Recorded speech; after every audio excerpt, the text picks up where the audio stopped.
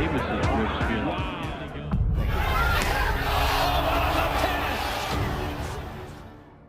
Heavyweight has always enjoyed increased attention from the fans. At the end of the 90s, a new star was born in the boxing world of the royal weight category, who sadly was not destined to achieve greatness.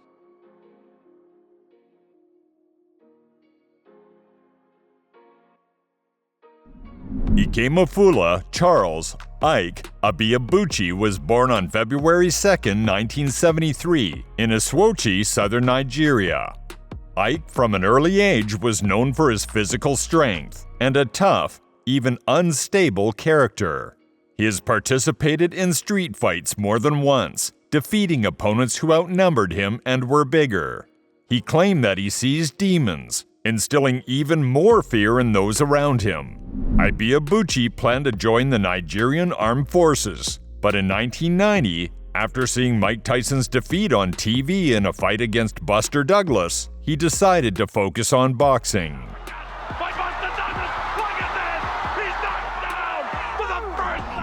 Height 6'2", weight in the range of 231 to 240 pounds, incredible physique, Ike Ibeabuchi was born for boxing. Success in the amateur ring was not far away.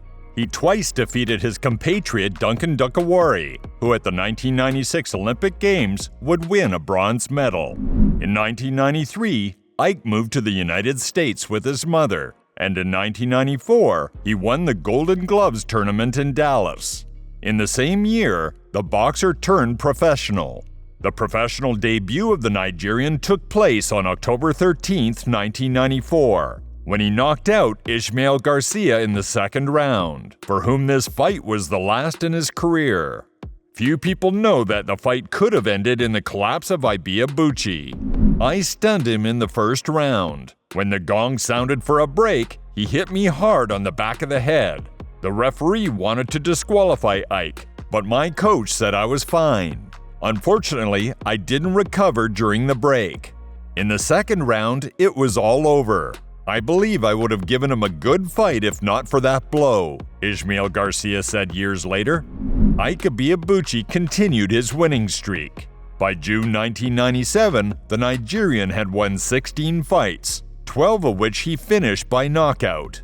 The number of fans of the frantic Nigerian grew rapidly. Due to the similarity of the name with the nickname of the former U.S. President Dwight Eisenhower, the boxer was nicknamed the President. But Ike's inner demons didn't disappear. In preparation for a fight scheduled for June against another rising star, David Tua, the boxer sparred with puncher Ezra Sellers, who will be a two-time cruiserweight world title contender in the future.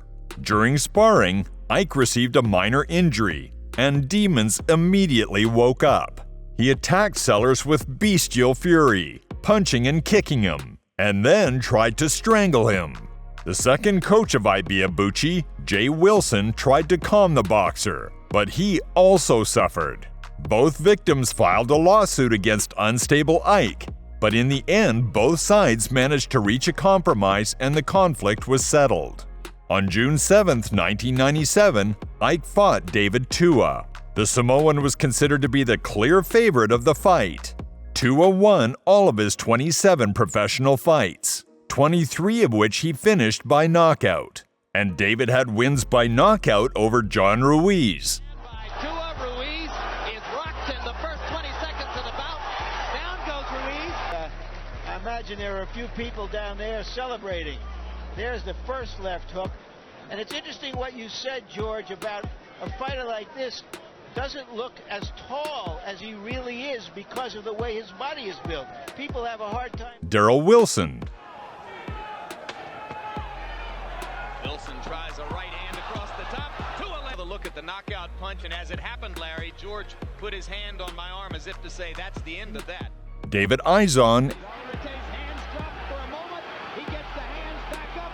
Tua tries to finish. This is splendid power punching.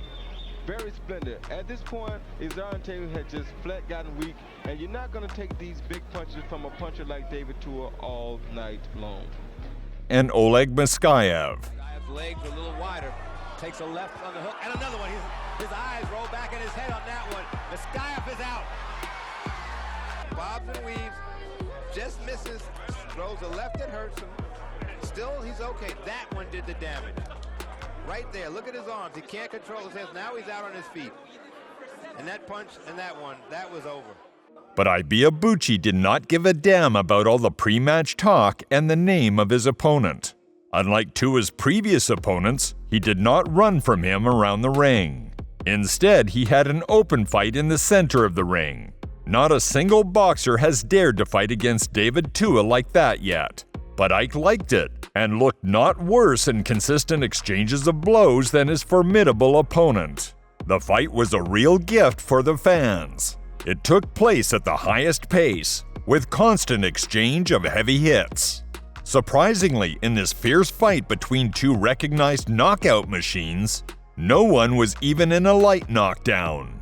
The fight went the distance and ended with the victory of the president by unanimous decision of the judges. 117-111, 115-114, and 116-113.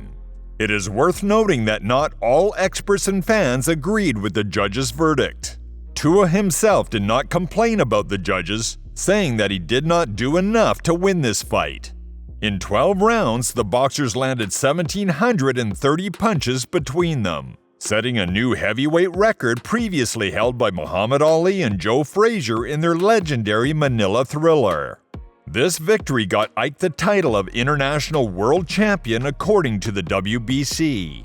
It seemed that the fight for the main title was so close. After the fight against Tua, all of Ike's uncontrollable aggression began to show itself even more often. He was offered a fight against Jeremy Williams, guaranteeing a fee of $750,000. But the boxer rejected the contract, arguing that he should be paid more. He told us that we should pay him much higher fees, recalled the boxer's coach Curtis Cox. Later, sweeping everyone out of his way, Ibeabuchi broke into his manager's office, demanding that he call HBO management and get an increase in his fee in the upcoming contract. And 3 months later, after the fight against Tua, forcibly putting his son of his ex-girlfriend in the car, the boxer got into a serious car accident. Airbags saved them both from the worst, but the boy was seriously injured. He pleaded guilty, and thanks to the skill of his lawyers, he spent only 2 months in prison. The boxer's promoter, Cedric Kushner, recalled that the boxer sometimes woke him up with phone calls in the middle of the night, claiming that he saw demons. One day, in the middle of the night, his mother Patricia called me. She told me that the demons were entering her apartment through the air conditioner. I told her to turn off the air conditioning, Kushner said with his usual humor. The boxer returned to the ring 13 months after the fight against Tua, and in 2 months he won 2 times by knockout against easy opponents. He was a good guy. The next morning, after our fight, Ike came to me with a newspaper. There was an article about our fight with a photograph. He asked me to sign it for him, and he did the same for me. I believe that he would have become a world champion, recalled Ike's former opponent Tim Ray. On March 20th, 1999, Ike faced another serious test in his career, in the person of the undefeated American Chris Byrd, who would win the world title twice in the future. Significantly inferior to the opponent in power and size, Byrd relied on his excellent defensive skills, scoring points with light but accurate counterattacks. But as the legendary Joe Louis said, "You can run from me, but you can't hide." In the 5th round, Ibeabuchi outplayed Byrd by pretending to hit with a right hand. It's very difficult to score is that it shows graphically to the judges that one guy has been hurt with something. Left hand, Byrd in serious trouble.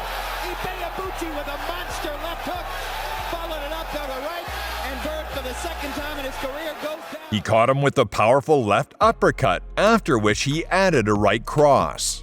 Chris collapsed on the floor of the ring, but with an incredible effort of will, he managed to get up. The boxer was in a bad condition. Saliva flowed from his mouth. It was not hard to finish off his opponent for Ike.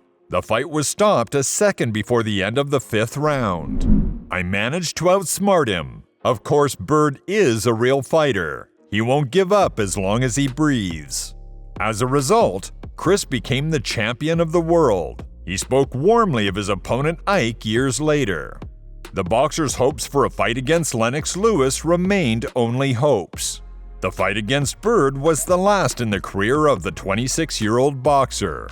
On July 22, 1999, Ike's demons came back.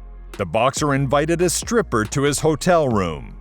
After the dance, the girl demanded money, but the boxer only offered a check instead of cash. When she tried to leave the room, Ibeabuchi attacked her and tried to rape her. Guards arrived and forced the boxer to let go of the victim. This was followed by a call to the police. Ike was convicted of attempted rape and sentenced to compulsory psychiatric treatment. He was released only in December 2015. Ike Ibeabuchi had everything to become a world champion. According to the author of this article, the Nigerian would have had a chance against any of the heavyweight champions of that time. He proved himself in fights against David Tua and Chris Byrd, but he could not cope with his inner demons. Ike has only himself to blame for what happened.